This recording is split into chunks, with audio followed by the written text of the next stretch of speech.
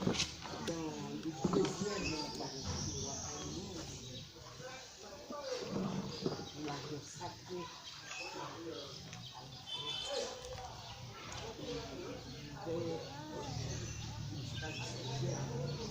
Il y a la petite histoire et il y a l'histoire de la différence entre les deux. Les historiens ont diffère de recherche à partir des Français pour définir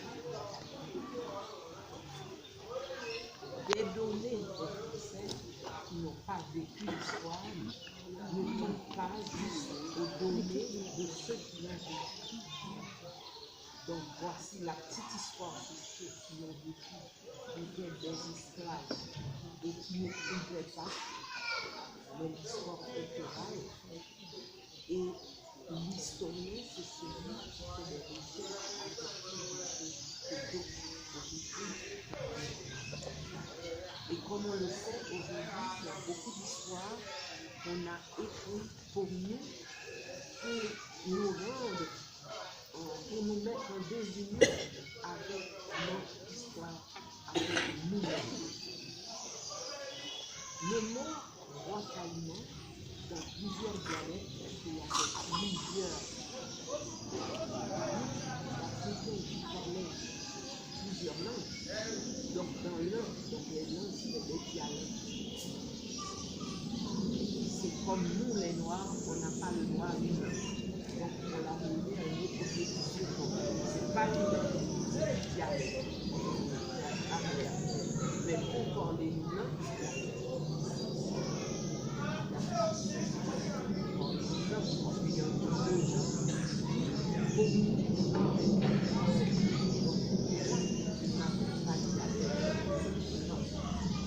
donc, dans plusieurs langues, il y avait plusieurs tendances, plusieurs façons. Et le mot Caïman, roi Caïman, c'est l'idée de la grande réunion. Ça veut dire l'unité. Si on veut dire national, puisqu'ils vont créer une nation qui est la nation haïtienne, donc c'était vraiment l'unité nationale de tous ces esclaves qui vont réaliser cette indépendance. Et le mot est resté roi Caïman. L'endroit, Dieu de notre rencontre, Dieu de l'unité, roi Caïman. D'après quelqu'un de la langue Ibo qui définissait que ce mot était Ibo, qu'ils l'ont dans leur langage et ça voulait dire Dieu de l'unité. Donc comme il fallait passer le message, et c'est les femmes qui passaient le message de cette manière, donc ça doit être quelque chose de rapide. Biakani. Donc ça c'est le mot déformé un peu. Biakani. Donc le vrai mot serait Biakani. Donc ça c'est le pour définir le mot. Mais le roi Caïman en Haïti, ce n'est pas vraiment un lieu. C'est toute une ville. Il y a ce qu'on appelle la cour. Le mot cour, à partir des Caïmans, veut dire Dieu. Cour, Dieu. Donc là veut dire lieu, la cour, le lieu où on peut avec Dieu. Donc dans tout Haïti, tous les lieux spirituels, traditionnels, pour nous, portent le nom la cour. Donc comme une maman, si on vient chez moi, on vient dans mon lacour. Parce que dans mon lacour, il y a les adeptes, il y a les initiés, et il y a toute une formation comme un gouvernement qui soutient et garde la tradition dans ce lieu. Donc ici, c'est un lacour. Pour nous, c'est un lacour. Il y a un central qui se trouve dans ce lieu où on peut faire les cérémonies, on peut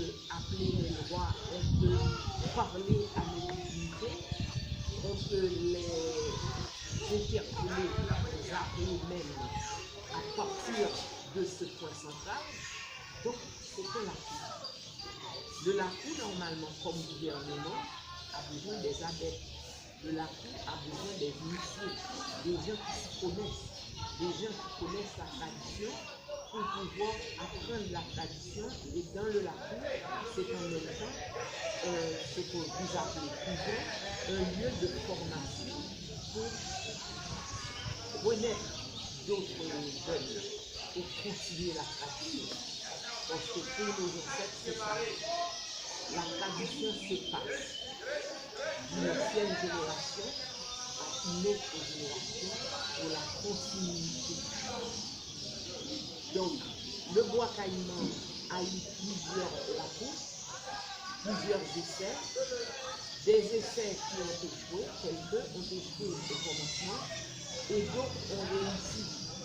Donc, pour la réalisation, ils faisaient ça le soir dans les colonies et très loin dans les colonies. C'est pourquoi ce que nous appelons en bois, c'est vraiment la forêt où seulement les initiés connaissent le point de rencontre dans la forêt. Parce que tout se faisait très loin de la colonisation, dans les colonies, très loin à cause des prières, des rituels qui devaient se faire. Donc, il ne faudrait pas que les colons soient au courant. Et c'est toujours la nuit, ils se sauvaient la nuit pour aller dans la forêt qui devient pour nous ce que nous appelons les forêts sacrées. Les forêts sont sacrées parce que nos ancêtres, ils ont pris des risques, ils ont donné leur vie pour ce que nous appelons la liberté.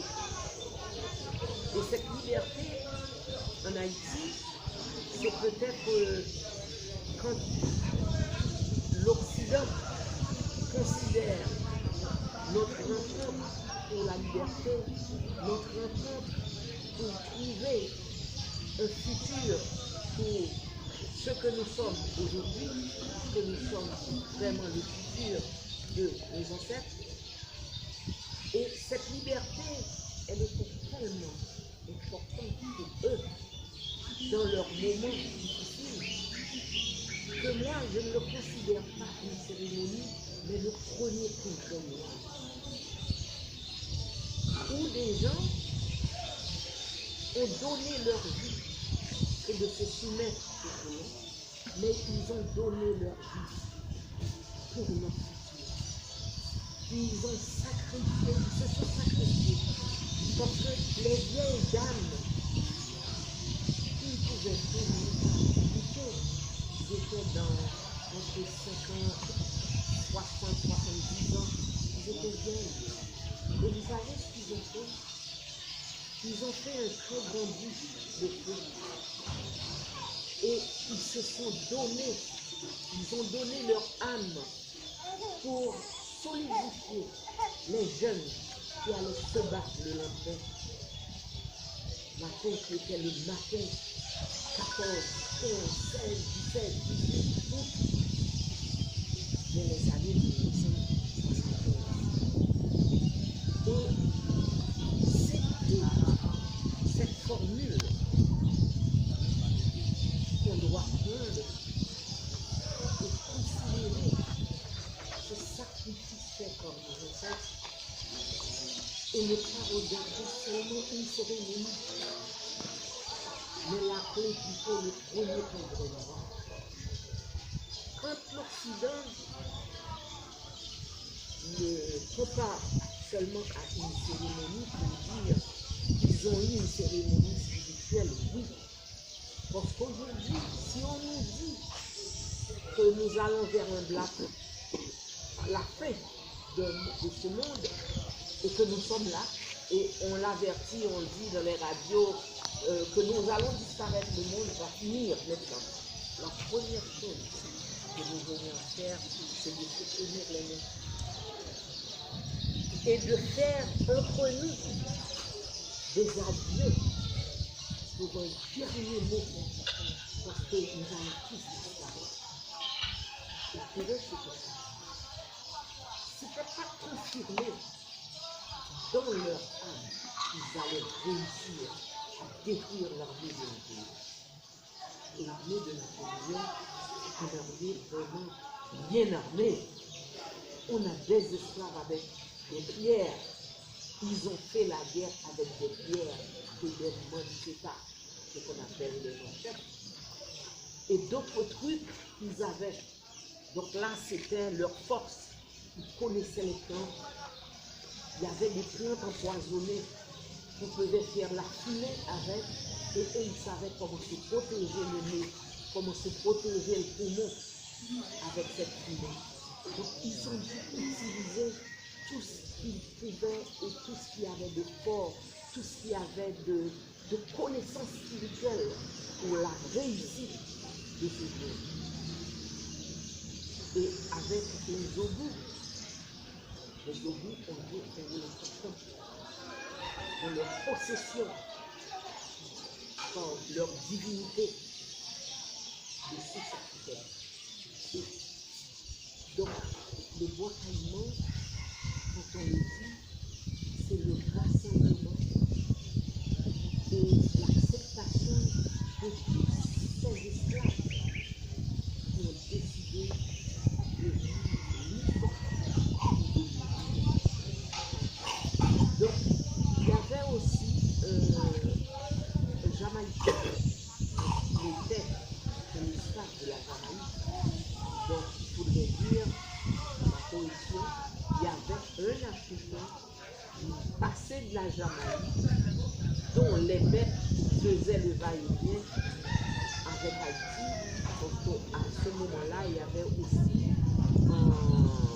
ce qu'on appelle la traite, pas seulement des lunettes, mais aussi de la nourriture. Donc, l'arbre à pain et l'arbre qu'on appelle véritable, on sait jusqu'à présent pourquoi elle est véritable.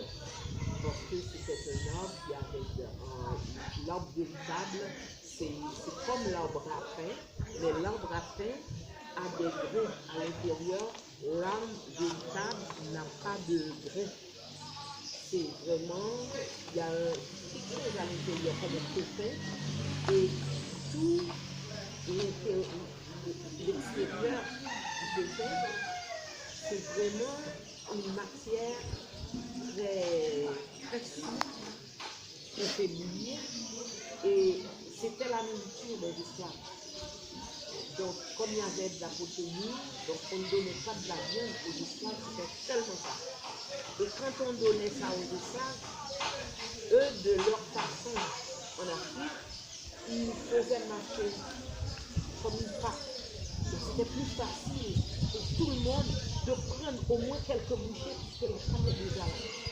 Donc on mettait cette pâte dans ce que nous appelons une gramelle. Une gramelle, c'est un bois fouillé qui est comme un grand récipient long et on déposait cette pâte. Et après les quelques minutes de répit qu'on donnait aux esclaves, il fallait manger vite parce qu'ils étaient plusieurs. Donc il fallait prendre vite, même pas mâcher ça dans la bouche, mais le prendre et l'avaler. Parce qu'il faut quelque chose pour se soutenir corporellement. Donc ça, c'était la situation. Et jusqu'à présent, en Haïti, il y a le sud d'Haïti, c'est à Jérémie qu'on a gardé cette tradition qui s'appelle tom-tom. Donc tom-tom, c'était cette nourriture, c'était cette nourriture c'est pas un fruit en réalité, c'est considéré légume. Donc c'était cette nourriture qu'on préparait pour les esclaves. Et pour ça, tous les inspirés leur traverser ce qu'ils ont eu comme torture. On a détruit leur famille. S'il y avait une maman qui faisait 5-6 enfants, parce que les enfants se vendaient très cher dans la colonie, dans les colonies. Donc une femme enceinte était très importante parce qu'on allait vendre le bébé. Donc si une femme venait avec 2 bébés, c'était des jumeaux, donc c'était une femme importante parce qu'on va vendre ces bébés, c'est des futurs esclaves. Donc c'est ainsi, il y a deux versions de l'histoire de cet enfant dont on va parler. Et il y a eu une femme, disons de Togo, première version, de Togo, qui dans la forêt sacrée sentait déjà son accouchement et est rentrée dans la forêt pour avoir le bébé. À l'époque, on était en train dans ce village prendre des gens comme esclaves. Donc on avait déjà dit qu'on mettait du feu dans un village et les gens étaient partout dans les forêts parce que les Africains se déposaient dans les forêts pour se cacher dans les forêts. Et d'autres, comme vient de dire le professeur, montaient des arbres très hauts pour qu'on ne les trouve pas.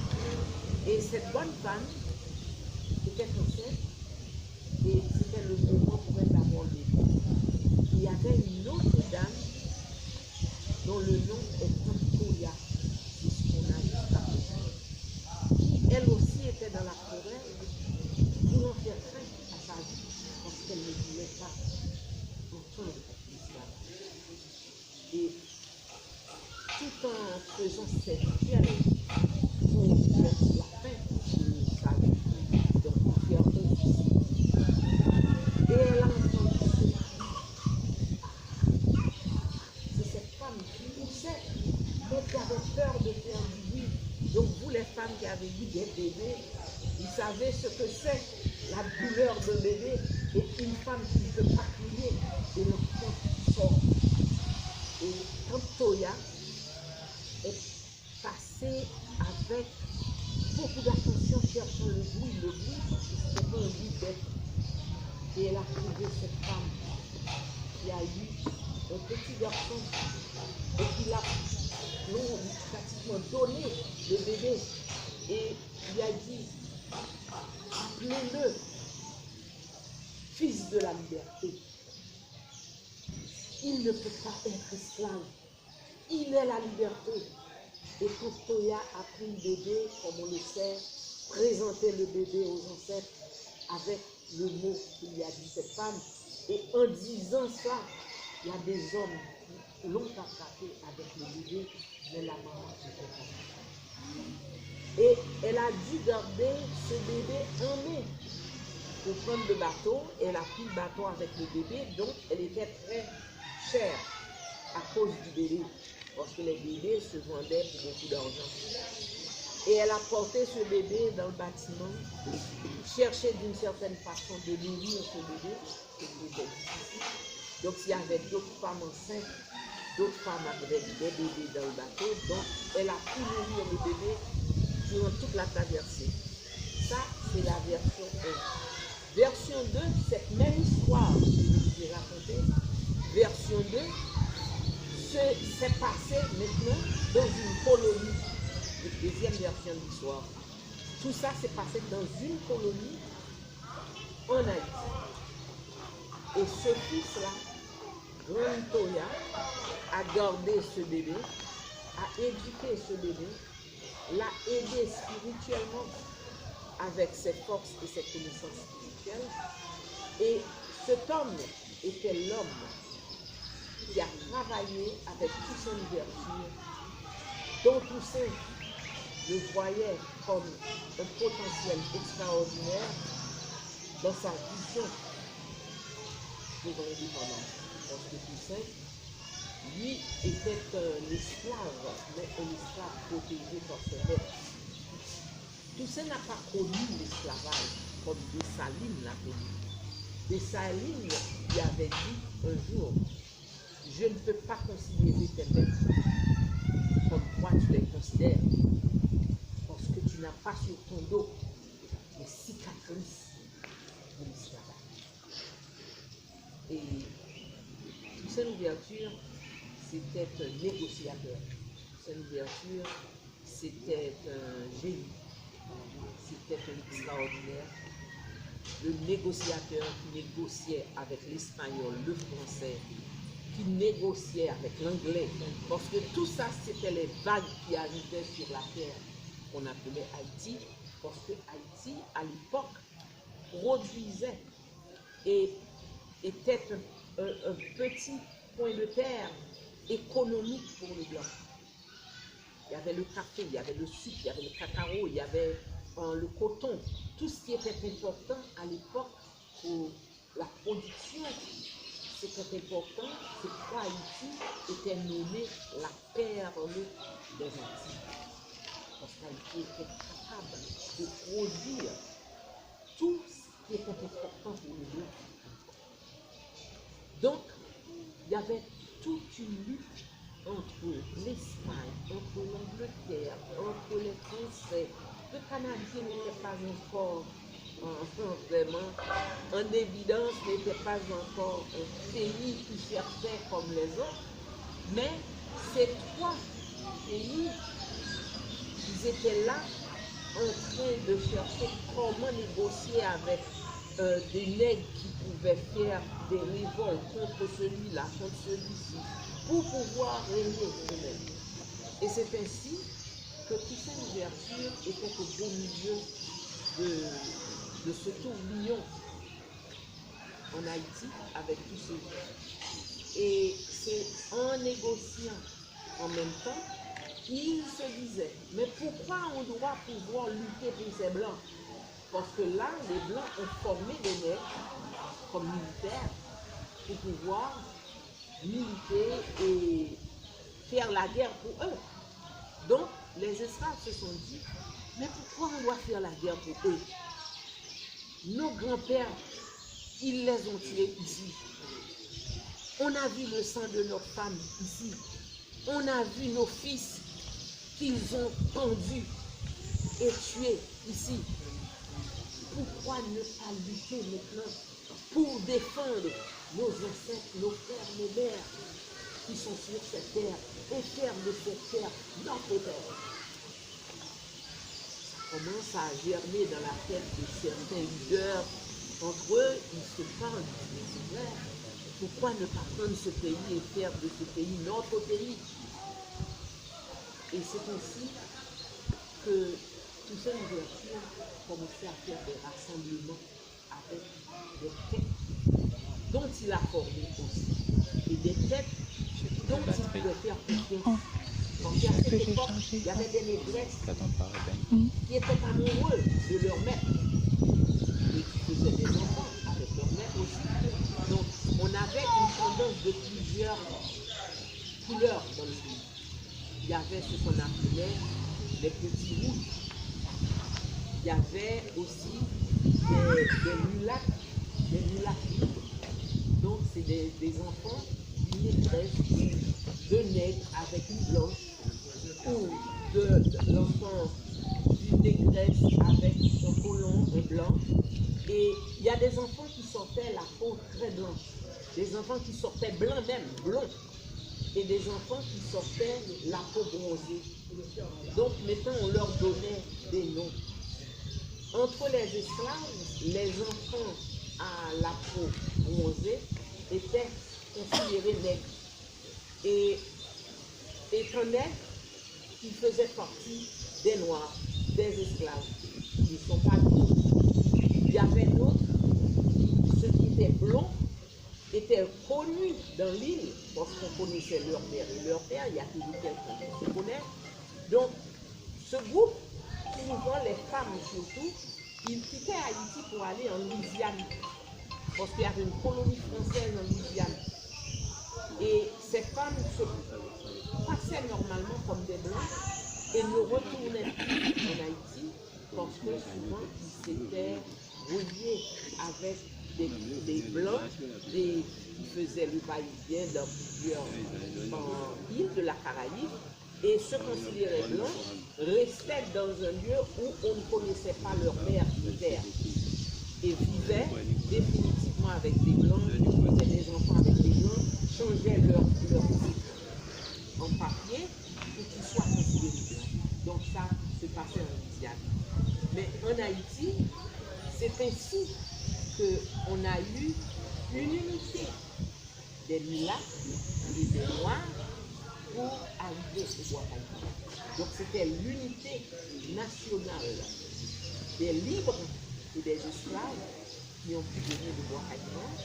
Et il y a eu plusieurs tentatives, des tentatives, comme je disais, il y a des maîtresses qui allaient dire à leur mère, voilà, j'ai entendu ceci, moi je ne peux pas te perdre, donc il faut savoir la vérité. Je peux dire qu'il y a eu une réunion et voilà qui était là. Et on citait des noms et on les tuait. Donc, pour réaliser le bois Caïman, entre frères et sœurs africains, c'était très difficile. Il y a des fois, un frère était forcé de tuer son frère. Parce que son frère a dénoncé le groupe qui travaillait. Donc, que ne perde le groupe qui allait vers la liberté, il fallait éliminer celui qui était contre la liberté. Donc, on a eu des histoires pareilles. Et arrivé au bois Caïman, on a fait le bois Caïman. Après le bois Caïman, on a décrété, donc il y a la prière de Boukman qu'on a, que je l'ai apporté aussi pour que vous puissiez l'entendre. Il y a mon sac noir, s'il te plaît, mon sac noir. Il y a quelqu'un qui a mon sac même et qui était dans donc c'était en anglais le mot. L'homme qui a toujours un sac. Donc, puisqu'on l'appelait Boukman, pourquoi il avait ce livre? C'était un esclave qui pouvait lire. Donc, on aurait dit qu'il était musulman. Mais je vais vous lire. C'est pourquoi je fais chercher la prière et je ne vais pas le faire comme ça. Je vais vous lire cette prière. Et comme moi, je vais vous poser la question. Qu'est-ce que vous avez retrouvé dans cette prière? Est-ce qu'il était musulman ou est-ce qu'il était un musulman? D'après la Constitution, il était un musulman. Mais il y a plusieurs musulmans qui sont entrés en Haïti. Parce qu'à Haïti aussi, il y a une tendance de plusieurs gens qui veulent posséder l'histoire. Ah mais non, ça fait partie de mon histoire. Nous avons des juifs aussi qui sont venus en Haïti. Le vaudou fait partie de notre histoire. Nous avons même des chrétiens qui décident. Jésus-Christ, mais c'est en Haïti qu'on l'a enterré. Il dit, vous savez le lieu? Emmenez-moi. Donc on dit qu'on l'a enterré en Haïti. Donc il n'était pas sorti du tombeau, ressuscité. Donc ça c'est plusieurs tendances de d'autres gens qui veulent l'histoire. Mais en lisant même les idées de Boukman, c'est que Boukman dénonçait aussi un cas de choses.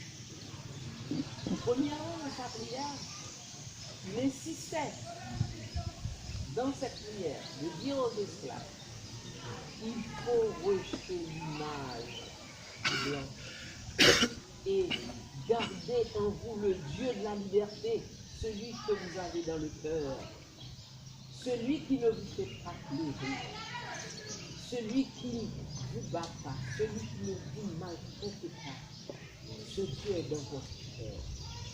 Ça, c'est une conception de Dieu. Le Dieu qu'on ne voit pas, mais le Dieu qu'on met à son image. Donc, c'est dans notre cœur.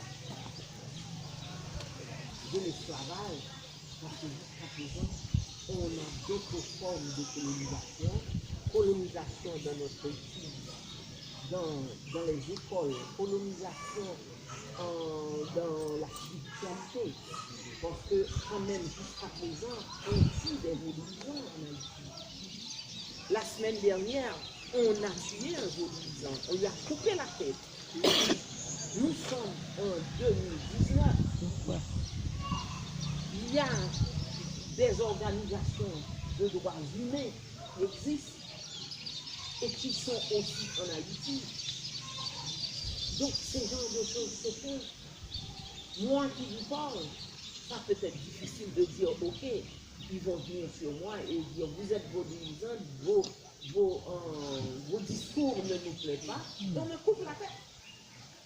Parce que, jusqu'à présent, cette liberté pour qui nous avons lutté, cette liberté que nous avons aidé, même les États-Unis nous avons aidé à retrouver sa liberté. Nous avions été à Savannah pour aider les États-Unis pour sa liberté.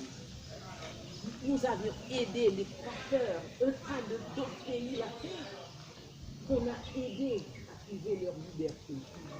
Et c'est cette liberté qu'on a perdue au peuple haïtien. C'est cette liberté qui devient maintenant ce que j'appelle l'eau pure qu'on a pu trouver, qu'on a partagée. Parce que nos esclaves n'avaient pas son liberté parce qu'ils voulaient tuer des blancs. De la liberté pour enlever ce poison qui était le travail dans le cerveau du blanc.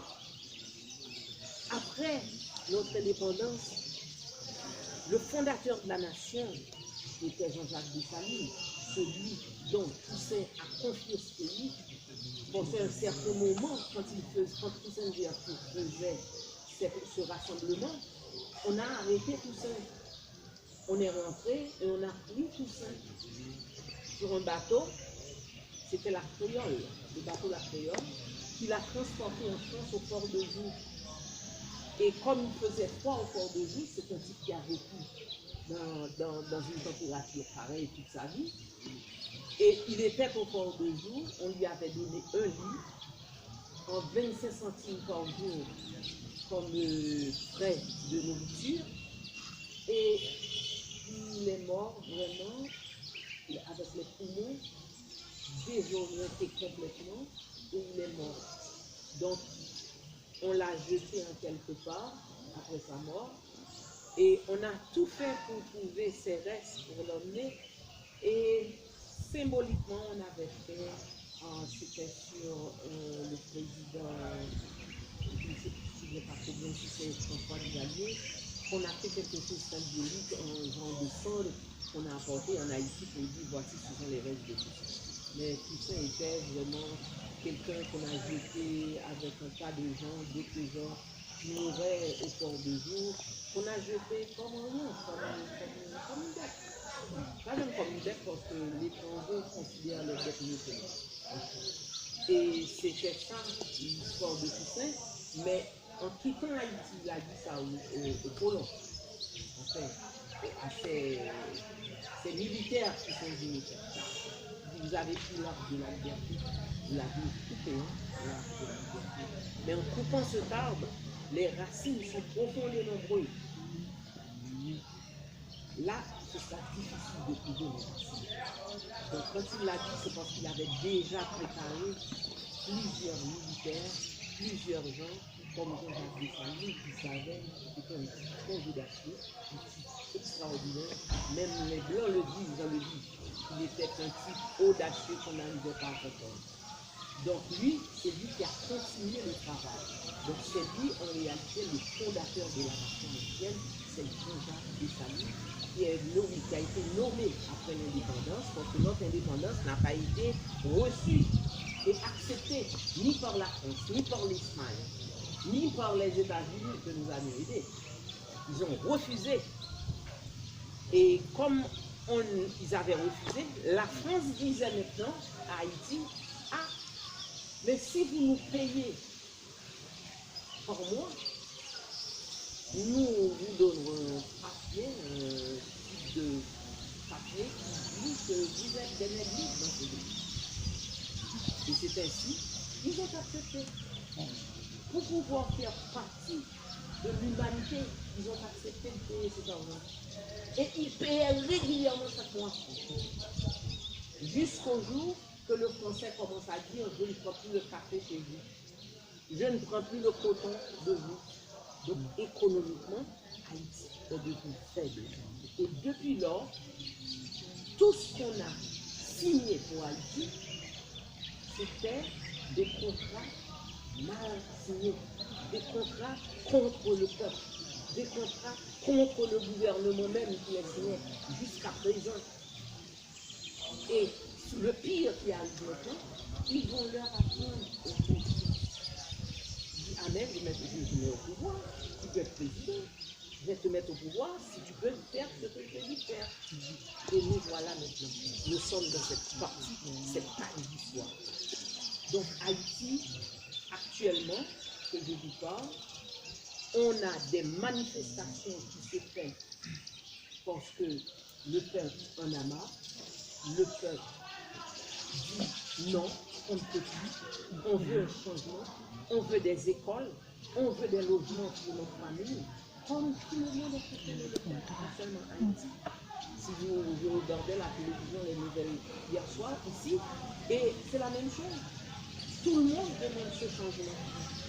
Donc, c'est la fin d'une société, c'est la fin d'une époque. Il faut vraiment un changement. Il faut un changement où la majorité arrive à se nourrir, que les femmes n'ont plus de soucis pour leurs enfants, que les femmes arrivent à envoyer leurs enfants à l'école, parce que l'éducation, c'est la chose la plus importante qui existe. Quand on enlève l'éducation à un peuple, on le tue. Ce peuple ne peut aller nulle part sans l'éducation. Donc c'est la première chose à offrir à un peuple, c'est vraiment des écoles. Des écoles pour les enfants. La nourriture pour les enfants. Un enfant doit pouvoir jouer quand il est petit. Parce que s'il ne joue pas quand il est un enfant, il va jouer avec la vie des autres quand il est mature. Quand il sera un citoyen, il va jouer avec la vie des autres citoyens. Parce que petit, il n'a pas joué. Donc c'est pour ça que l'importance ancestrale. Parce que nos ancêtres, ils nous ont appris à jouer petit. Ils nous ont appris à jouer avec des pierres, avec ce qu'on avait, avec ce qu'ils ont créé eux-mêmes. Ils nous ont appris à compter avec des pierres, des grains de maïs. Tout en jouant, on mangeait.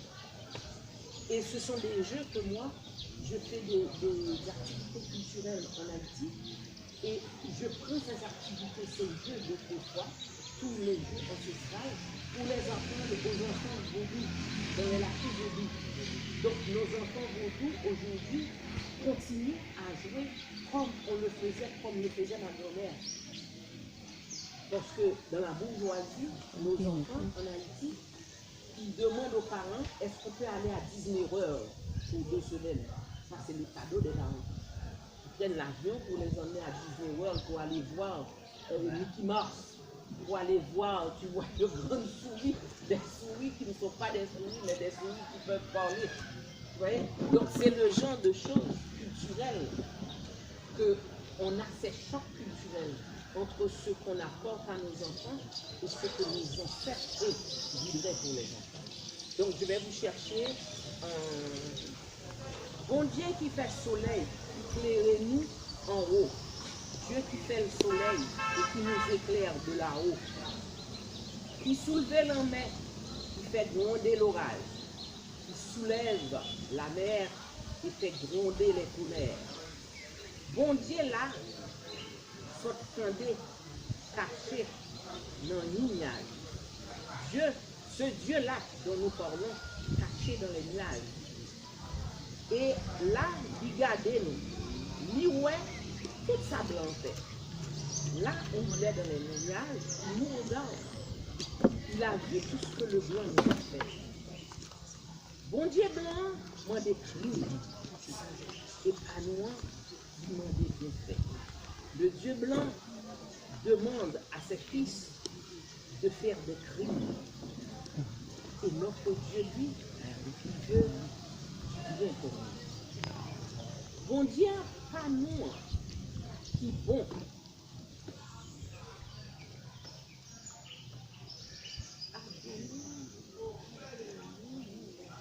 En créole, il y a une ancienne créole et la nouvelle. Ok, bon Dieu, pas nous, qui bon, ordonnez-nous vengeance.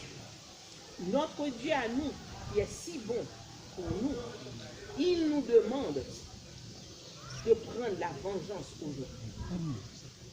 Il va conduire à nous, il va donner nous assistance. Il sera avec nous, il va nous donner son assistance. Jetez votre Dieu blanc qui soit de l'eau dans le genou. Jetons le portrait des dieux blancs qui a soif de nos larmes. Écoutez la liberté à salir nos peines. Écoutez la liberté qui parle dans votre cœur. Donc ça, c'est la prière de Dieu. Je vais vous dire ce que vous allez retirer de ce que j'ai dit, et que musulman, ou dans sa prière, à partir de